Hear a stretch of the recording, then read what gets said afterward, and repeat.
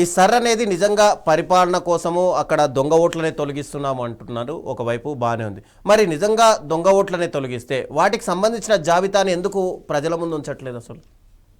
Okay. ఇక్కడ first కొన్ని విషయాలు మనం క్లియర్ గా మాట్లాడుకోవాలి.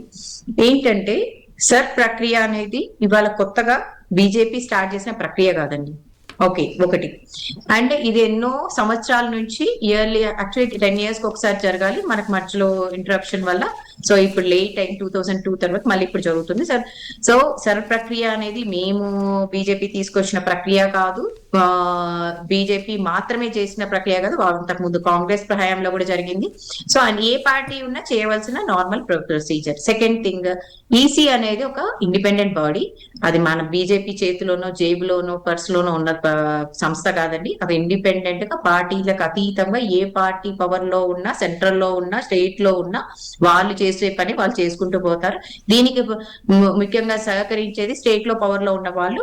వాళ్ళ ఒక మ్యాన్ పవర్ ని, రిసోర్సెస్ ని యూజ్ చేస్తారు, వాళ్ళే ట్రైనింగ్ ఇస్తారు. ఇక్కడ మన తెలంగాణలో పవర్ లో ఉన్నది కాంగ్రెస్ ప్రభుత్వం కాబట్టి కాంగ్రెస్ ప్రభుత్వం వాళ్ళు మ్యాన్ పవర్ సప్లై చేస్తారు. వాళ్ళ పీపులే వీళ్ళు మనకి ఈ ట్రైనింగ్ అయ్యి మరి ఈ స్క్రీనింగ్ అనేది చేస్తారు. Most of the time present situation లో mapping, most of the voters have been mapping జరిగిపోయింది. 70 to 75% ఆఫ్ మ్యాపింగ్ కూడా అయిపోయింది. ఓటర్స్ కూడా చేస్తున్నారు. దీనికి డిఫరెంట్ ప్రాసెస్, అంటే కాన్స్టిట్యూషన్ లో ఏదైతే విధంగా ఉందో అదే ప్రాసెస్ ని అవలంబించి మన ఈసీ కమిషన్ చేస్తుంది.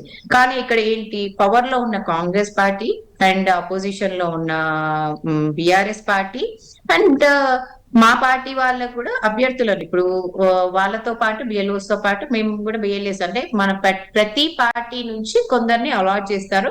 ఆ బూత్ లోకి వెళ్ళి ప్రతి ఓటర్ దగ్గరికి వెళ్ళి వాళ్ళకి కావాల్సిన సపోర్ట్ ని మేము కూడా ప్రొవైడ్ చేయొచ్చు, హెల్ప్ చేయొచ్చు.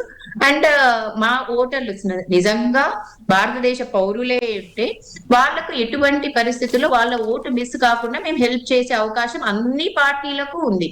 అది మనం సక్రమంగా చెయ్యాలి, అది మన బాధ్యత. అది కాకుండా ఒక అన్యూజువల్ భయాందోళన, కేవలం ఇది ఒక తెలంగాణలో జరుగుతున్నట్టు, కేవలం బీజేపీ ప్రభుత్వమే వచ్చినప్పుడు చేస్తున్న ప్రక్రియగా చిత్రీకరిస్తున్నారు ఏదైతే ఉందో అది కరెక్ట్ కాదని నేను అంటాను. అండ్ ఇట్లా న్యూట్రల్ గా పనిచేసే బాడీస్ మీద ఈ రోజు మీరు సెంట్రల్ గవర్నమెంట్ లో బీజేపీ ఉంది కాబట్టి బీజేపీకి ఫేవర్ గా పనిచేస్తుందనో లేకపోతే బీజేపీ జేబులో ఉందనో మాట్లాడదాం. చాలా మంది కాంగ్రెస్ నాయకులు అలాగే బిఆర్ఎస్ నాయకులు కూడా మాట్లాడుతున్నారు. అది చాలా తప్పు.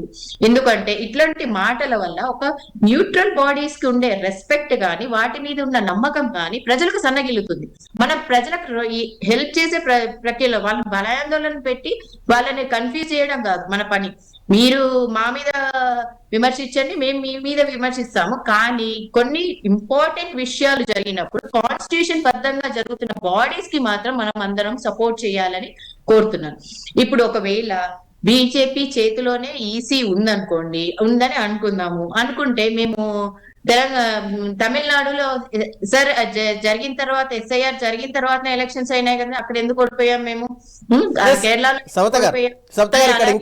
ఇంకొక ఆరోపణ కూడా, తెలంగాణలో కాంగ్రెస్ ఎలా గెలుస్తుందండి? ఈసీ మా చేతిలో ఉంటే మేమే గెలిచే వాళ్ళం కదా, మేమే పవర్ లో ఉండేవాళ్ళం కదా. సో ఇట్లాంటి బేస్లెస్ మాటలు మాట్లాడడం కరెక్ట్ కాదని నేను అనుకుంటాను. అంటే ఎలక్షన్స్ ఎక్కడ జరిగితే అక్కడ ముందుగా ఎందుకు సార్ జరుగుతుంది, ఎస్ఐఆర్ జరుగుతుంది అనేది ఇక్కడ ప్రతిపక్షాలు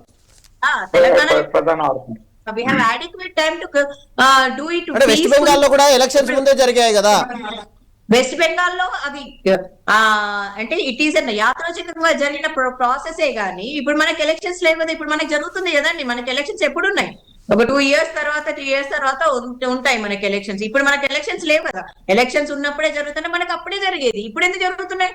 సో ఇట్ ఈస్ బేస్లెస్.